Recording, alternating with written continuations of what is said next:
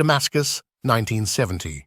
A military coup led by Defense Minister Hafez al-Assad against his ally Salah Jadid, a leader of the Ba'ath Party and the de facto ruler of Syria, alongside President Nuruddin al-Atassi, who held only a symbolic position. Hafez ousted these two figures and imprisoned them until their deaths. He appointed himself as President of the Republic, marking the beginning of a one-man state. He rebuilt all institutions and ministries under his direct leadership, while simultaneously serving as the commander of the armed forces. Hafez al-Assad ruled Syria with an iron fist, relying on the Syrian Arab army and a powerful intelligence apparatus. He encouraged members of the Alawite community from which he hailed to join the army and security services. Syria became a large prison, so much so that it was nicknamed Assad's Syria. Hafez made Syria a strong state both internally and regionally. He built one of the most powerful armies in the region. However, this came at the cost of decades of poverty and marginalization for the Syrian people. Prisons were filled with political detainees. The Assad regime suppressed all political activity, whether communist, socialist, liberal, or Islamist. Even though he ruled under the banner of the Arab Socialist Ba'ath Party, the political voices of its members were silenced. The Assad regime committed numerous atrocities, most notably the Hama massacre led by Hafez's brother Rifat al-Assad and the massacre at Tadmor prison.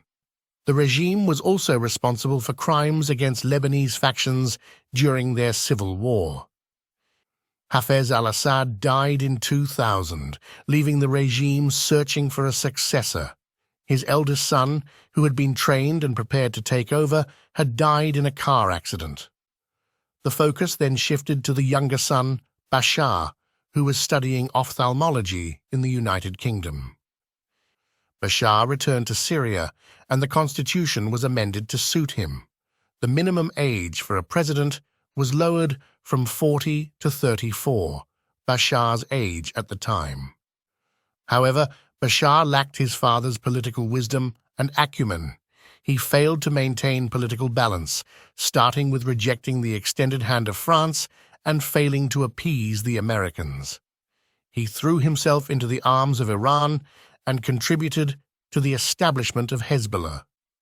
From 2005 onward, Bashar tried to change economic policies and create an opening for foreign investments, but the main beneficiaries were his inner circle, particularly his cousin Rami Makhlouf. His entourage amassed wealth at the expense of the Syrian people, who rose up in a revolution in 2011. The revolution turned into a brutal war that lasted over a decade and was only resolved with the intervention of Russia, Iranian and Iraqi militias, and Hezbollah. After destroying Syrian cities and displacing half of the population, Bashar managed to confine his opponents to northern Syria, particularly in Idlib. However, the Syrian army, which had been built with public funds, lost its strength. With the Russians preoccupied with the war in Ukraine and Hezbollah suffering losses against Israel, opposition factions regained strength on the ground. On November 29, 2024, a campaign to liberate Syrian cities began. The regime collapsed, and Bashar al-Assad fled on the night of December 8, 2024. This date is undoubtedly a landmark in modern Syrian history. After 53 years of tyranny and crimes, the Syrian people now face the challenge of building a new state, a state of law that respects all Syrians, Muslims, Christians, and people of all sects and ethnicities.